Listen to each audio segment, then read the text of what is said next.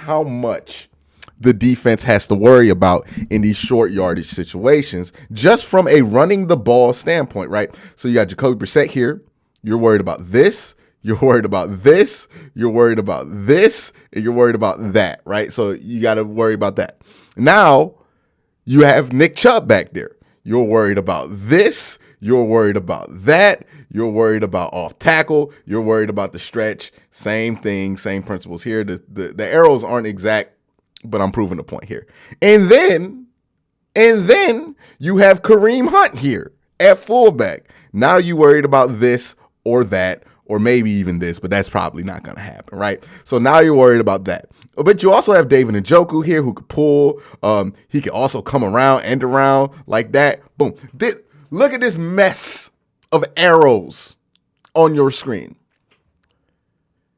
This is what a defense has to worry about when the Browns are in 3rd and 1, 4th and 1 in a game situation, because the Browns present so many problems just by running the football on these short yardage situations that this is what you have to worry about, right? Nobody wants to be in that situation defensively.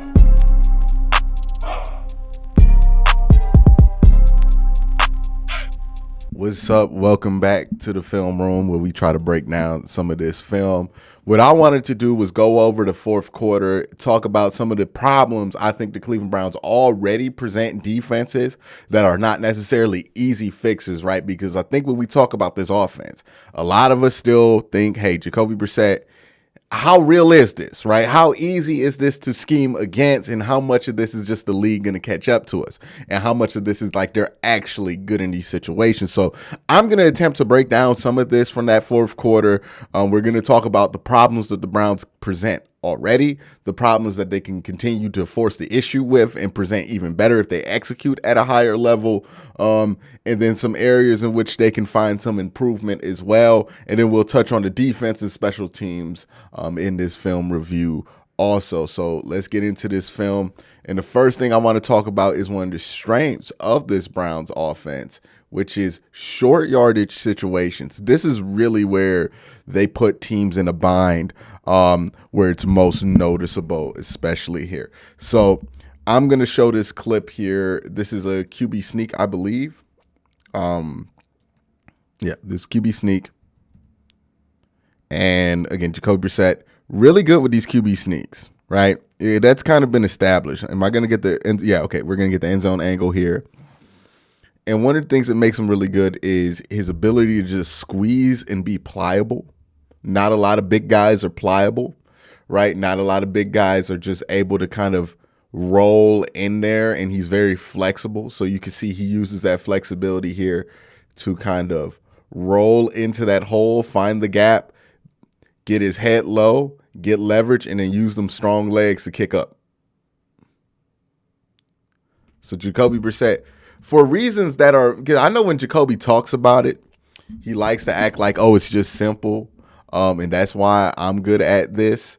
But it's really not as simple as he is being as humble about with these QB sneaks. He has unique talents in this regard with QB sneaks that not most people have, right? He has a unique combination of talents here that makes him really good in these short yardage situations. Again, we'll continue to talk about that here on the next play, because I think this is a very important play here. Was this QB sneak? This is the one where he screams and everything, right? Yeah, he gets a really good QB sneak here. Boom. Gets to celebrate. Now, again, what makes Jacoby good at these QB sneaks isn't just that he's big. There's a lot of big guys that can't do what he does on QB sneaks. What makes him good at these QB sneaks is his feet, right? I want y'all guys to watch his feet when he does his QB sneak. I'll even slow down, right? To put the motion in. They got Harrison Bryant back there to be the push man if need be, right? Sometimes you just need a push. But with Jacoby, it never comes down to the push because of how quick his feet are, right? So in this one, he's not just going to go in between the guard and the center like most QBs do. He has this quick gather step that he can do while the line shifts which then gives Jed a really nice down block angle on this linebacker, and then provides a nice, smooth window for him to get like 5 yards on a QB sneak, man. And of course, celebrate, big homie, celebrate. So we established that, right? The quick feet, the agility when doing these QB sneaks. Like, these are things that makes him special at the QB sneaks, right? Like, he's not just big and getting pushed. It's that he's big and quick, right? He's not long speed guy. He has like a 540 or something ridiculously slow like that, right? He's not long speed guy, but he's quick feet guy for real. Like, he's real quick feet, real good balance.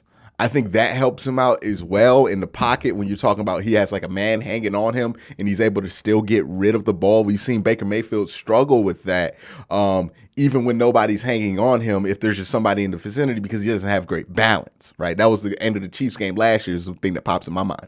Jacoby doesn't have that problem. He has really good feet and really good balance. That makes him really good at getting rid of the ball when he needs to. That makes him really, really good at these QB sneaks because it requires size, balance, good feet. That's what he has in spades, man. So Jacoby Brissett, athletically, I think we always go, if somebody's quick, we think they're fast. He's quick, he ain't fast. And I think that's the distinction there with Jacoby. But he's so quick with his feet that if you put him in these short yardage situations, he's really hard to stop. And the Browns in general are just really hard to stop in short yardage situations. This is another one, right? Where the Browns go, motion Kareem Hunt into fullback. So now the Browns are motioning Kareem Hunt into fullback. Boom. And now this is either one of two things, right? Now if you're the Pittsburgh Steelers, or any team that faces the Browns, right? You're worried about the QB sneak. You're worried about him going left on the QB sneak. You're worried about him going right on the QB sneak, right? We've seen him do the gather step. He's really good at that. You're worried about him going in between the guard and the center on both sides as well, right? He has showed that he could take this off tackle, a QB sneak off tackle, both sides. He has showed that he can go in between the guards. So you're worried about 1, 2, 3, 4 possibilities for a QB sneak here. You're also worried about 1, 2, 3, 4 possibilities for a run, or 6 really, right? So you got outside zone, inside zone, dive, flip it all to the left, and then both stretch plays. So now you're worried about that. Let me write this up on screen so you can see how much the defense has to worry about in these short yardage situations, just from a running the ball standpoint, right? So you got Jacoby Brissett here. You're worried about this. You're worried about this. You're worried about this. And you're worried about that, right? So you got to worry about that. Now you have Nick Chubb back there. You're worried about this. You're worried about that. You're worried about off tackle. You're worried about the stretch. Same thing, same principles here. The arrows aren't exact, but I'm proving the point here. And then you have Kareem Hunt here at fullback. Now you worried about this or that, or maybe even this, but that's probably not going to happen, right? So now you're worried about that. But you also have David Njoku here who could pull. He can also come around, end around like that. Boom. Look at this mess of arrows on your screen. This is what a defense has to worry about when the Browns are in 3rd and 1, 4th and 1 in a game situation, because the Browns present so many problems just by running the football on these short yardage situations that this is what you have to worry about, right? Nobody wants to be in that situation defensively, but this is the situation that the Browns force themselves into, right? Look at all this stuff that they have to worry about, which means 3rd and 1, 4th and 1. It's going to be very interesting to see what the Browns do because they have so many options here. And they can get away with being a little tricky here and there because, yeah, they might not get it every time because they failed on 3rd and 1 one time this game. But they might not get it every time. But what they will have is options. And look, if they play around enough, something's going to break. But That's the ridiculous amount of options that the Browns have here on 3rd and 1 just from running the ball. And that's what the defense has to worry about. And you can see it, right? Boom, right here. They are crashing really hard inside. They're worried about that QB sneak. So look at the guards. Look at the tackles. Everybody's crashing in, pinching in. They're trying to kill that off tackle. They're trying to kill everything to the left of this offensive line. And then it ends up being a fullback dive to Kareem Hunt on the other side. Now you got to worry about that. They got so many tools here on 3rd and 1. Yeah, look how they crumble in. Boom, boom, boom. They're trying to stop everything else, and it don't matter. We can do fullback dive with Kareem Hunt, former rushing champion. Another 3rd and 1 situation here. Okay, what you gonna do? You worried about the sneak? We'll just put everybody, and we put Joe Bitonio and Wyatt Teller, pull them into the hole that you thought that Jacoby Brissett was about to sneak through. But since it's a run play, we got the extra time to get the ball out so he doesn't have to wait. And then boom, boom, boom, push, touchdown. Yeah, look at that. Like clockwork, right? They pull both guards. Well, they have both guards into this spot. And then it's a boom, boom, right? 72 and Joe Bitonio. So I think they brought in an extra man to block there. So they had an eligible receiver. Okay, so cool. All right. So that's just them running the ball, being difficult to stop running the football on 3rd and 4th and 1 in these short yardage situations.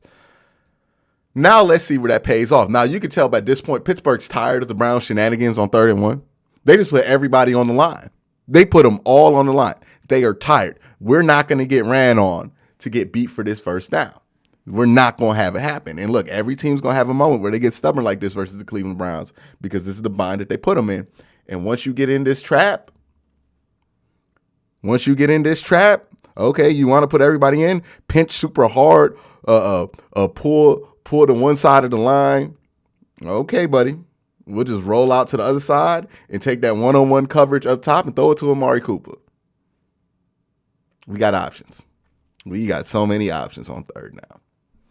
All right, so now I want to go through, after this one plays again, what I want to go through next are some plays that I feel like the Browns should probably go back to and adjust how they attack in these plays, or maybe make some adjustments when it comes to execution, right? But I do believe that some of these plays are interesting, right? They get this play here. It's going to be a screen to David Njoku, and it works out well, right? It's a nice screen to David Njoku. What I would like to see them go back to on this play, and again, I'm not blaming Jacoby Brissett for not throwing what I'm going to suggest here, because that would be ridiculous to suggest that he would throw this. But what I am saying is that from a schematic standpoint, the Browns could work this into their favor because there's something that develops here that I think is interesting. All right, so they get this one high look. It's heavy man coverage. They're going to get it a lot. And they could run this play and spoof the screen, right? So instead of it actually being a screen to David Njoku, you run the same action. You spoof the screen, right? And then Jacoby's going to give you a fake, or maybe it's Deshaun when you do this again against Pittsburgh. But you spoof the screen, give the fake here.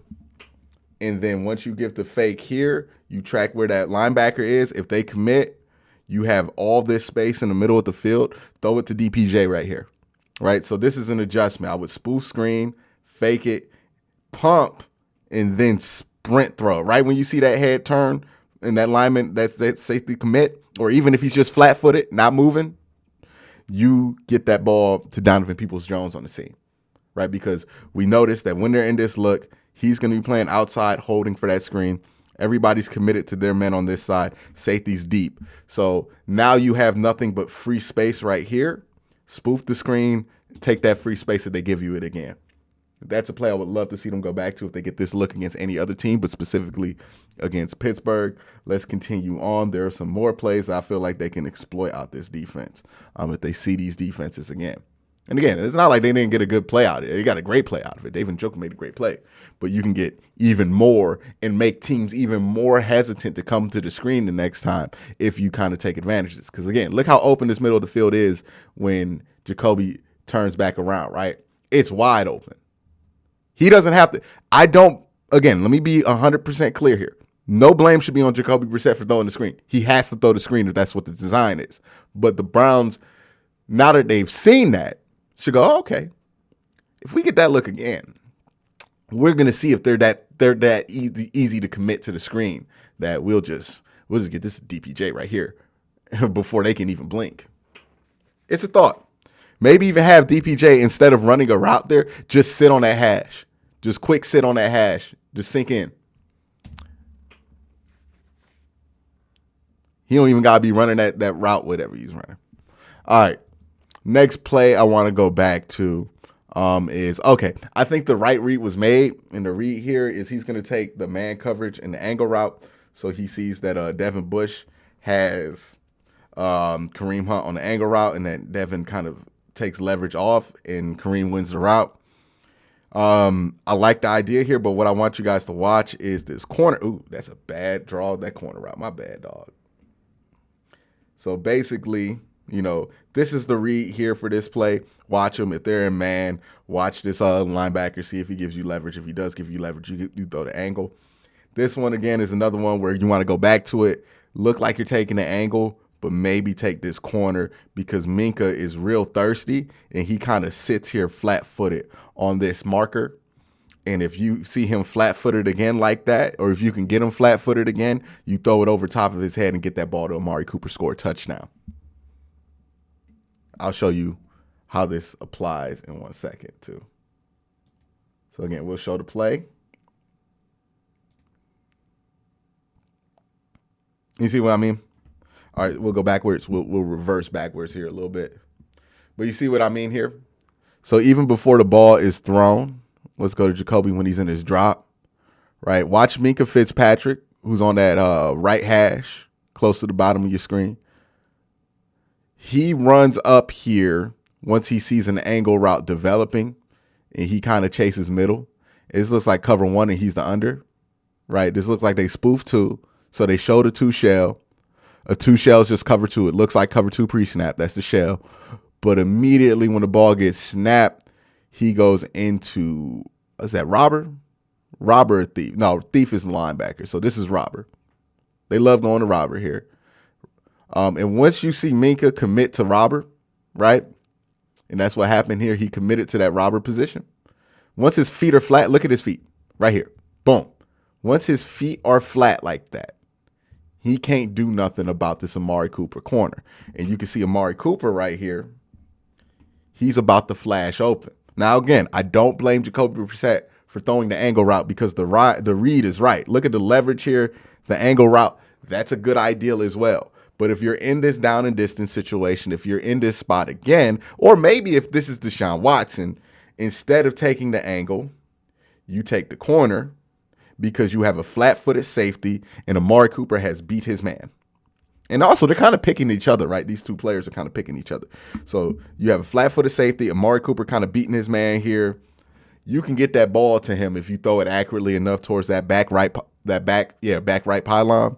That's an area, again, where I would like to see them go back to is, hey, you can have the angle route there, but also if Minkah commits in that cover one like that again, right? Or if it looks like two, but they slide to one like that again, if you catch them flat-footed, throw that corner, right? If not, get it to Kareem real quick. But if you catch him flat-footed or if you catch him creeping up, he's beat. Throw the corner, right? The second you see Minkah Fitzpatrick start to creep up there and commit to playing underneath, you got to take that corner. That's why I think the adjustment will be made there, right? It's not a bad read. Unfortunately, Kareem Hunt doesn't catch it, but this is one, right? Immediately post-snap, he is committing to that. They kind of pick each other off right there. The play is almost designed for it, but it's an angle route. They take that. That's supposed to be the proper read, but I think the next time they're going to want to get that ball to Amari Cooper. That's something I would look out for them going to again. What's the next play here? Oh no, this is just the same play again. Look at how hard he committed to that under because he was so worried about David Bell coming underneath that you leave 25 there with Coop. I'll take that chance. I'll take that chance every day of the week. All right, this is another play you want to go back to. Now, this is just execution, why you couldn't get this done, right? So Coop's going to come open on this second window here when he's running this deep cross. So he's running the deep cross. Ooh, sorry about that. He's running the deep cross. He's not going to be open on this first window, but he'll pop open on this second window because he's going to commit to that first window. So he pops open on the second window right on the hash. Jacoby was probably going to stay in the pocket, hit that second window. But what happened was Jack Conklin got beat here and left Nick Chubb one-on-one with the D tackle. And clearly Jacoby had to vacate and he had to run, and he ends up getting the first down because he's quick. So that's the benefit of mobility, right? He's able to roll out here. Boom. Minka does a good job crashing down on Amari Cooper to avoid the quick play here. So he just runs it. Good decision by Brissett. You would just like better execution there. Again, Conklin, he just gets beat here. Watch 78. Yeah, he just got beat with a rip move. Nick Chubb stands no chance here. That brother wear 98. I know Nick Chubb's strong, but that brother wear 98. That's 300-something pounds coming at you. It's amazing he anchored as well as he did. But you can see what I'm talking about here from this angle.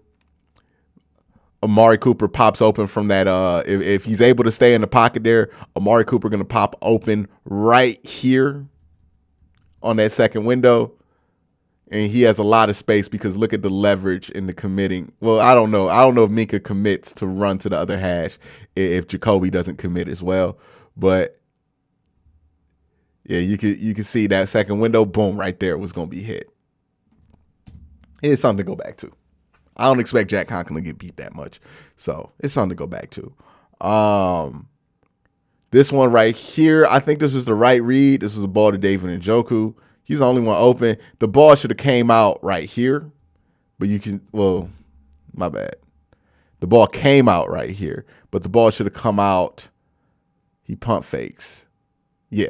So the ball should have come out right when he pump faked. He has what he wants here, right? They're in man coverage. This DB has committed to going to this part of the field.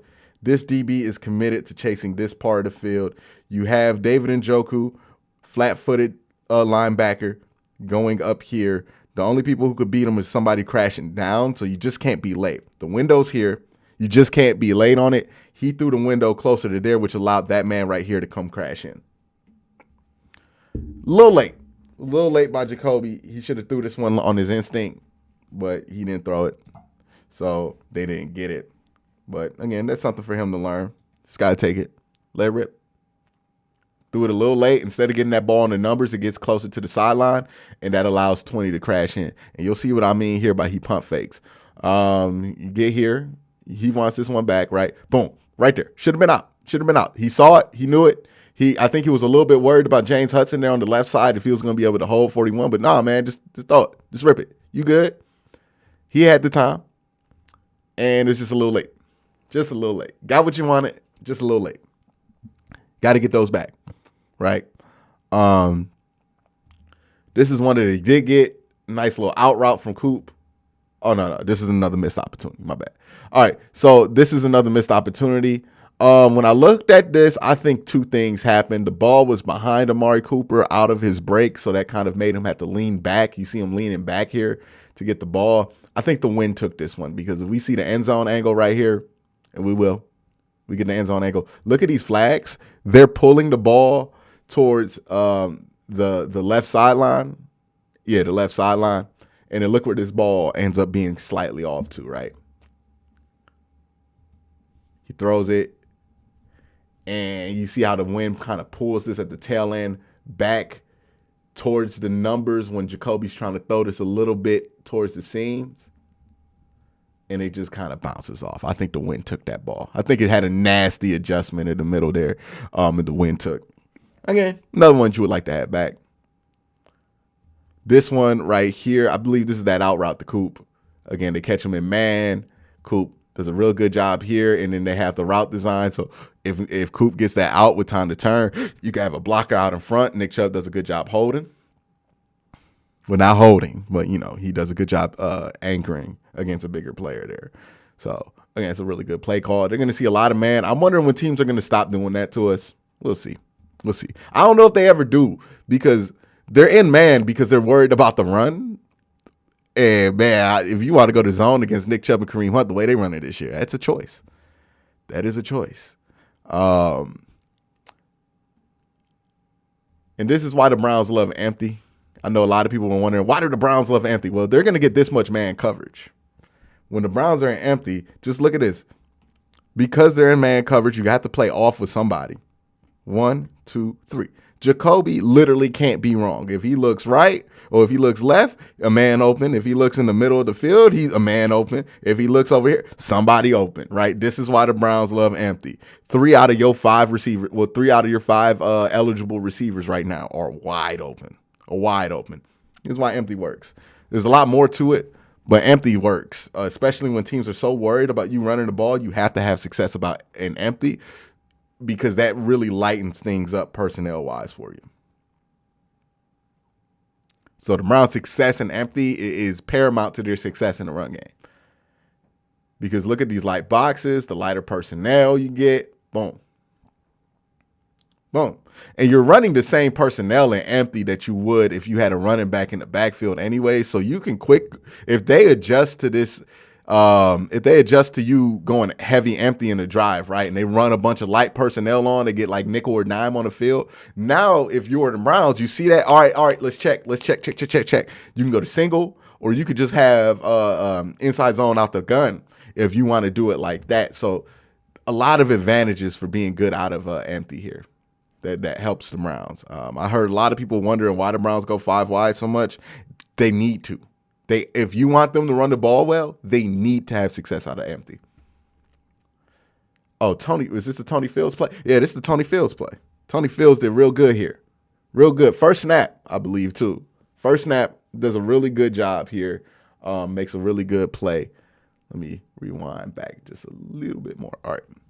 So Tony Fields here, he's on the edge of the defensive line here. So this is where Tony Fields is. And he does a real nice job of winning his battle. He gets, I think, one-on-one with like a tight end or something like that. I don't even know. That's got to be like a running back or a wide receiver. That man tiny. I don't know who that is. All right. But he does a real good job winning that block, pushing in. Perrion Winfrey there as well. Boom. Good job, man. Good job, Tony Fields. That's a helmet sticker for Tony Fields. This one right here, this is a nice force and feed to me, right? So I think Perrion Winfrey and Myles Garrett do a good job of forcing Najee Harris to take this cut. And then Sione Takitaki does a really good job filling. Boom. Force and fill, right? There was nothing there. Both Grant and Takitaki there. Takitaki played well. I'm going to just be real. Takitaki's a good player, man. I hope they re-sign him. He's a real good player. And his weaknesses in coverage, they're not what they used to be. They're not what they used to be. Is this the play where he shows it? Oh, no, this is a really good play by Jacob Phillips to get a sack. Way to beat him. He got beat by Najee earlier in this game, came back, won. Good job. Good job here. This is an overload. I think we're going to see more of this. Perrion Winfrey, Myles Garrett. You see how that frees up things and Myles is able to get there. Denzel narrowly avoids getting beat here. All right. Special teams, man. I just don't get this play. I don't get the blocking on this, and I'm not a special teams expert, so if somebody is a special teams expert, let me know if there's a proper explanation for this. But why do we let the only 2 wide receivers Pittsburgh carries on these plays to get free runs to the 10? I don't get that. I don't get it. We block down here, we block down here, we block down here, and we let, on purpose, this dude get a free run. That's George Pickens. Watch this, man. If this is like a normal strategy, please somebody explain it to me because this makes no sense to me, right?